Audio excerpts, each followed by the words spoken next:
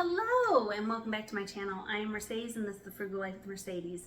Today we are going to talk about buying things that are cheap or buying things that are expensive.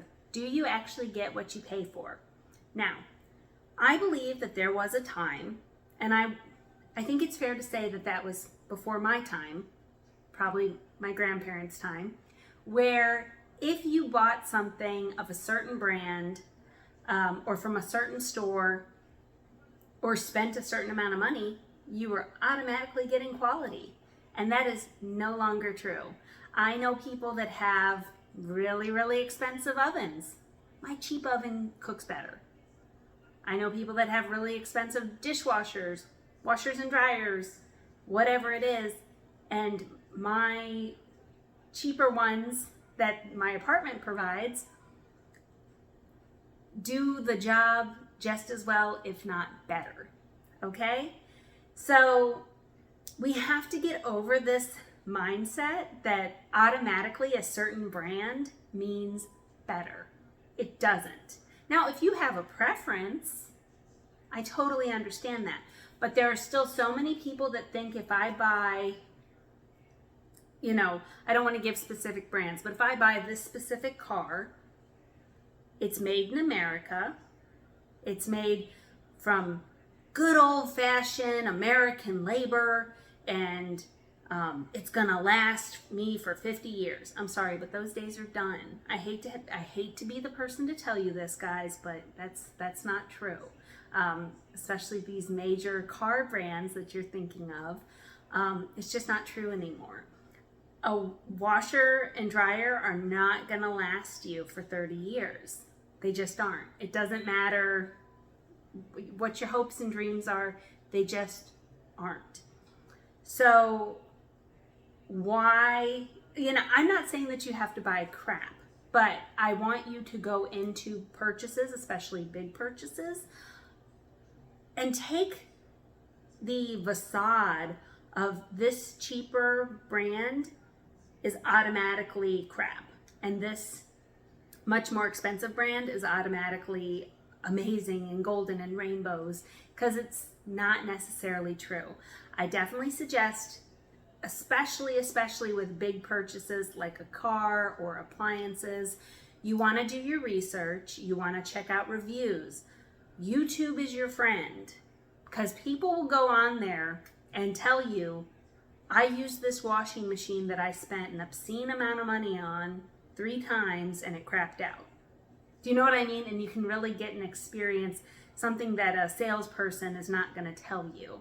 So you want to do your research, and you want to make sure you know what you're getting yourself into, and you don't want to just blindly follow what you think you're supposed to do, like follow what you think you're supposed to follow and buy what you think you're supposed to buy, and kind of have rose-colored glasses on over certain brands and have assumptions. And just because you had a washer that lasted you 30 years doesn't mean if you buy from that brand again that that's going to happen for the next 30 years. The likelihood is not, because things are not built to last like that anymore. And it's unfortunate, and I've made videos about that it's like it doesn't have to be that way, but that's the society that we live in today. Now, do I think that we should go to legislators and change that, and we should demand better quality? Absolutely. But for the point of this video, I want you guys to kind of take, again, like I said, take off those rose-colored glasses and stop making assumptions about certain brands. That also has to do with store brand food. If you are not buying store brand food, guys, I highly encourage you, unless you have some sort of allergy to store brand food, I have to tell you, 9 times out of 10, the product is the exact same ingredients, processed in the exact same way, on the exact same assembly lines as the name brand. And just to give an example, before I met Brandon, when he was in his early 20s, he had just gotten out of the Army and he needed a job, so he went and worked at a milk factory, And so they're putting milk in the cartons, blah, blah, blah. And then they had to start putting a different brand of milk in the cartons. And he's like, well, how do we switch the milk? And they laughed at him. And they were like, oh, no, it's the same milk. You just put it in their brand cartons. It was the exact same milk. Again, it was the exact same milk. It was just in different boxes for different brands. And you know, it's just like, that's why when there's a recall, it's like, it's across the board for certain items, because they're made on the same assembly lines and with the same ingredients. It's just one is a store brand and one is a regular brand. There's no reason to buy McCormick spices when you can get a store brand spice. And people will sit there and say, well, it's not the same quality. And it's like, if you read the back, it's the exact same. And also I always ask people, have you tried it?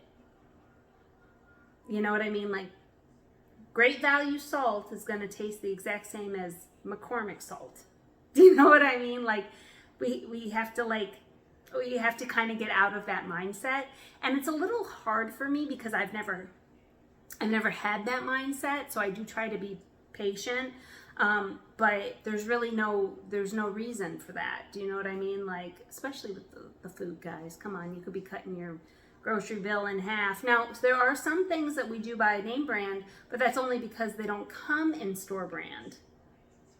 Do you know what I mean? Like certain items, and I totally get that. And Brandon is particular about some things, but that is because he has a legitimate allergy to certain things. So we do have to kind of read labels, and certain shampoos have more crap in them that's going to, you know, affect him than this other brand, and like things like that, that's like completely legit. But other things like, you know, what does it matter if your mother-in-law comes over and sees that all your food is store brand? Like, it's like, I know that would embarrass some people, but it doesn't need to. Now, the reason why I'm bringing all of this up is Brandon and I had a pretty in-depth conversation not that long ago, and we were talking about how when he was growing up, you kind of bought cheap things, like it was quantity over quality. And then he lived with his grandparents, and they really stressed quality and less things. Now, I think that there is a way to blend the two. For some things, I do think that you want to have quality. Like, I am an avid power walker. So I need good quality shoes, and I need shoes that are going to last. So I wear Brooks tennis shoes. Not sponsored, although Brooks, hey, if you want to sponsor me, I love your shoes. And their shoes are very expensive to me, $100 and up. But they last me a long time. They don't hurt my feet. They're very, very comfortable. And so for me, it is worth it to buy that because I'm investing in my feet, and they last a lot longer than if I was going to buy some Walmart running shoe. So it just kind of depends on the situation and the scenario. But as far as getting what you pay for, I think there's a lot of people that are really overspending on certain brands of clothes, certain cars, certain appliances, certain things, and with the assumption that it's better. But their shoes that are 4 times more expensive than mine are lasting just as long as mine, or not as long. Do you know what I mean? And so you kind of have to like really weigh the options. And so for us, we have things that are rather expensive, and we have things that are really cheap. But it depends on what it is, and it depends on research that we've done. You know what I mean? Like, you have to decide what your priorities are, and whatever your priorities are fine, that you get to decide them. But the whole point of this video is you have to stop thinking that just because something is expensive, it is better, and it's gonna last you longer, and it's better quality, because those days it's just not true anymore, guys. There are still some brands that are made in America that are, really tough and well made, or made in, Europe and really well made, and that's completely valid. But every store at the mall has expensive stuff, and that doesn't mean that those clothes are going to last you any longer than a shirt that you got at the thrift store secondhand. So just, try to keep these things in mind, guys, okay? All right, guys, so thank you so much for watching. Please consider subscribing to my channel. If you did not know, I have an Instagram, The Frugal Life with Mercedes. Until next time, guys, bye.